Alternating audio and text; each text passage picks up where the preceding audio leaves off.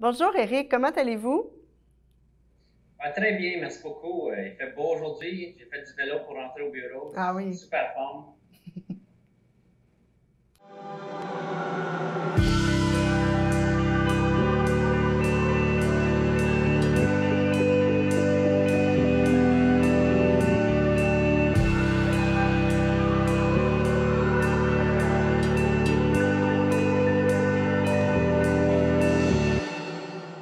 Bonjour et bienvenue aux nouvelles du voisinage. Et justement, aujourd'hui, j'avais envie de prendre un peu des nouvelles de l'organisme à but non lucratif Jeunesse au Soleil et je joins donc le directeur des services d'urgence, Monsieur Eric Kingsley.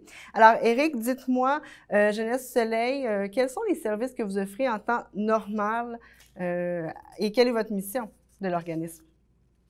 Ben, la mission d'abord, c'est d'alléger les souffrances de la pauvreté puis insister sur l'inclusion puis de l'éducation des jeunes et des moins jeunes. Les services en temps normal, ça comprend les sports et loisirs parce que vous savez, Jeunesse au Soleil, c'est vraiment unique à Montréal, Oui. au Canada. C'était conçu par des jeunes, pour des jeunes dans les années 50 qui cherchaient un lieu pour se rassembler.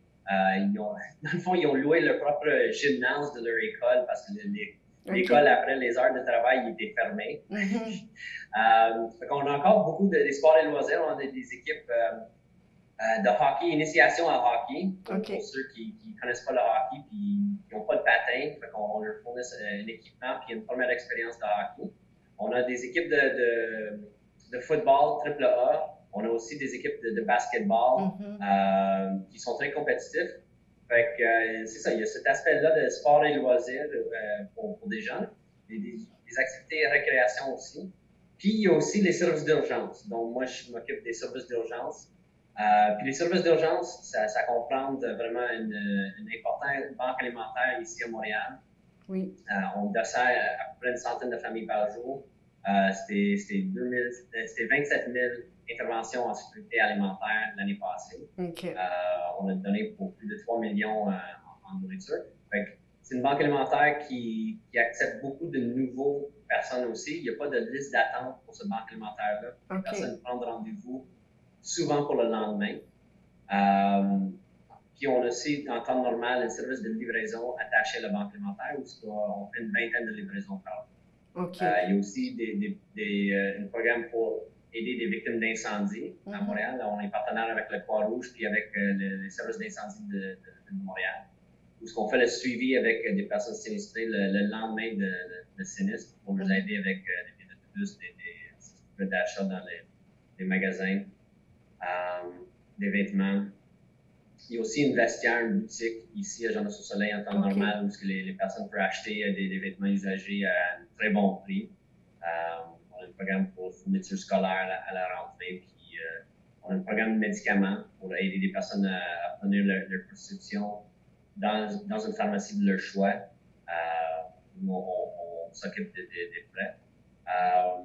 Il y a un programme pour le chauffage aussi, pour aider des personnes à négocier des ententes de paiement avec Hydro-Québec. Des fois, ça peut être difficile. Il y a un cadre très précis pour éviter le coupure d'électricité parce que c'est une réalité au Québec. Hydro est peu coupé. On est formé pour négocier ces ententes de paiement-là aussi. C'est ça. C'est vraiment plusieurs services que vous offrez. Et là, au cours des derniers mois, avec la pandémie, le taux de chômage a grimpé, le nombre de foyers en situation de vulnérabilité a augmenté aussi. J'imagine que vous avez vu les demandes d'aide augmenter chez vous. Comment êtes-vous parvenu à adapter vos activités et services au cours des derniers mois? Oui, le mois de mars, les 2 dernières semaines, le mois de mars, c'était vraiment le panique. C'était vraiment ça. Dans le communautaire, là, il y a beaucoup de banques alimentaires qui n'étaient pas capables de répondre à la demande. Il y en a beaucoup qui sont fermés parce qu'ils ne savaient pas comment faire l'intervention avec les clients. Le port de masque n'était pas encore courant dans le mois de mars. Puis nos services de sport et loisirs, toutes nos activités de football, parce qu'il y en avait encore de football dans l'hiver. Le basketball, il était en pleine saison. Tout était arrêté. Les gens qui travaillent dans les écoles, ils étaient arrêtés. Alors, on les a récupérés pour repenser à nos interventions alimentaires. Puis OK. on avait déjà des services de livraison qui faisaient une vingtaine de livraisons par jour dans des quartiers précis. On ne s'en allait pas partout dans une même journée. On faisait un arrondissement, puis après ça, l'après-midi, un autre arrondissement. On a adapté ce système-là pour mettre 6 véhicules avec 6 chauffeurs sur la route à chaque jour, de lundi au vendredi, puis on avait une la fin de semaine aussi. On a été capable de garder de livraison pour le lendemain pour des clients qui étaient déjà clients chez nous. Pour des nouveaux clients, on a accepté beaucoup de nouveaux clients dans les mois de mars, le mois d'avril aussi, puis on a été capable de traiter les dossiers dans 2 à 3 jours. Pour faire les livraisons encore dans la semaine. C'était des livraisons d'épicerie d'une valeur en moyenne de 140-150$. Indexé, bien sûr, quand il y a des familles. Ça, c'était pour une panier de base. Livré chez eux dans les heures qui suivent le prise de rendez-vous. Les chauffeurs étaient bien habillés avec leurs gants, avec le gueule dans les autos, avec les masques. Les chauffeurs, il y avait les masques. Puis ils ne rentraient pas dans le domicile des personnes, ils laissaient des sacs devant les portes. Puis, confirmé par téléphone que la personne était là, une fois ils voyaient la personne au visuel, ils repartaient pour la prochaine livraison. Fait que c'était 150 livraisons par jour. Les chauffeurs ils partaient le matin pour un quartier dans un arrondissement. Ils revenaient pour le dîner.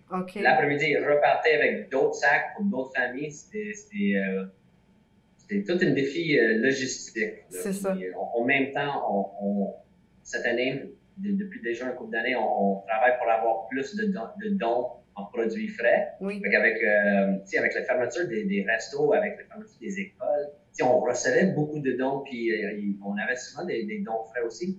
De transformer ça, de préemballer ça, d'être capable de sortir les produits à temps aussi, c'était tout un défi. C'est ça. Il y a eu beaucoup de défis de gestion, d'adaptation qui a dû être fait au cours des derniers mois. Et là, j'aimerais ça justement parler un peu de la banque alimentaire. Comment ça fonctionne quand les gens ont besoin d'avoir des aliments, un petit coup de pouce avec l'épicerie? Oui, mais c'est ça, la banque alimentaire, comme je vous avais dit, il n'y a pas de liste d'attente. Une personne peut trouver notre numéro de téléphone sur Internet, 514-842. 1214 ou d'envoyer un courriel au service à jeunesse-au-soleil.com. Puis ils vont faire l'ouverture d'un dossier. On demande une preuve de leur situation financière, une preuve de revenus, une preuve d'identification puis une preuve d'adresse pour ouvrir le dossier.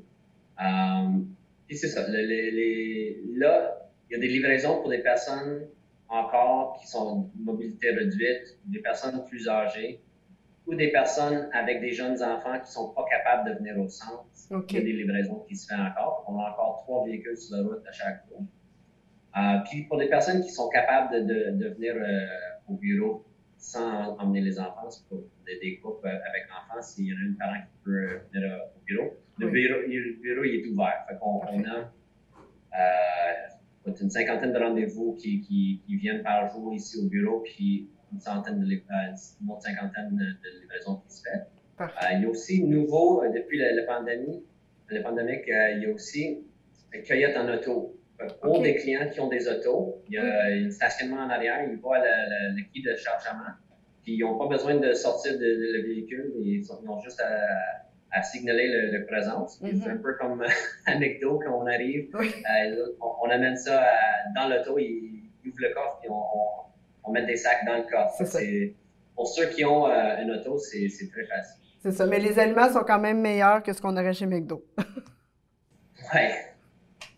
Et puis, vous êtes situé où exactement là, pour que les gens puissent se donner une idée? Oui, c'est vrai, on a déménagé dans les dernières années. Là, c'est notre deuxième été.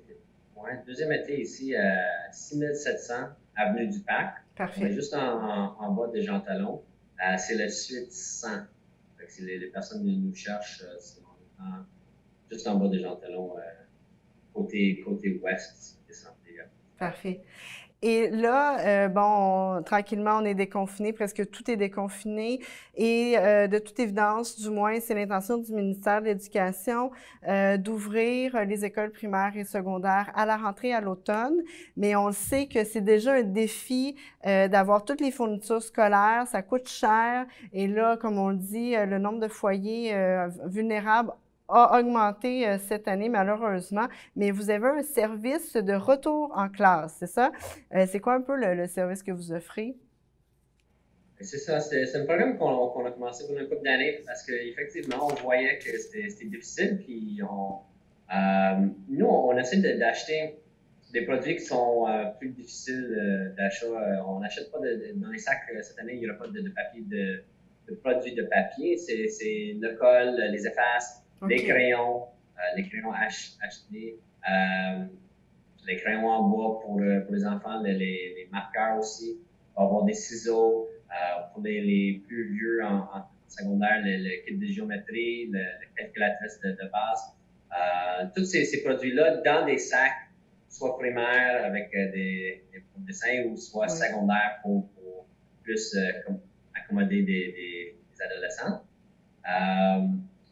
Pour cette distribution-là, c'est bien sûr, on recherche encore des dons. On est dans le mois de juillet, puis on va récolter des dons jusqu'à quasiment l'entrée des classes, jusqu'au mois de septembre. Oui. Si des personnes qui sont intéressées sont dans une position de donner, on cherche des dons. On s'attend à donner autour de 2000 sacs à 2000 enfants. Puis, si les personnes qui en ont besoin, il y a encore de la place pour l'inscription pour les sacs scolaires. Il faut faire vite, il faut faire dans les prochaines semaines parce que c'est limité, les sacs vont être limités. Dans le temps, on vise le 2000. Dépendamment des dons, peut-être ça pourrait légèrement dépasser, mais on vise le 2000. Fait qu'il faut mettre votre nom, il faut faire l'inscription au même numéro de téléphone ou au même adresse courriel que j'ai donné. C'est ça, donc je l'ai rappelé, c'est service au pluriel avec un S à commercialjeunesse-soleil.com ou encore au 514-842-1214. Mais il y a aussi possibilité de faire des dons monétaires en ligne à jeunesse-au-soleil.com. Oui, les dons monétaires en ligne, puis si vous voulez qu'on achète des effets scolaires avec, l'argent, vous mettez dans le petit bas de la page dans le note fourniture scolaire. Si vous voulez qu'on achète lait d'Inde, des carottes ou la crème glacée, mais vous spécifiez qu'est-ce que vous aimeriez qu'on achète, puis on suit les conseils. Bon, eh bien, merci Eric Kingsley, directeur des services d'urgence à Jeunesse Soleil, d'avoir pris le temps de nous donner un peu des nouvelles de comment ça se passe de votre côté. Continuez votre travail, c'est essentiel. Bien, merci beaucoup à vous aussi, puis merci de nous donner la chance de parler de nos programmes. Puis bonne continuité pour vous aussi. Donc ici Marie-Michelle Tourigny-Hull et je vous dis à la prochaine.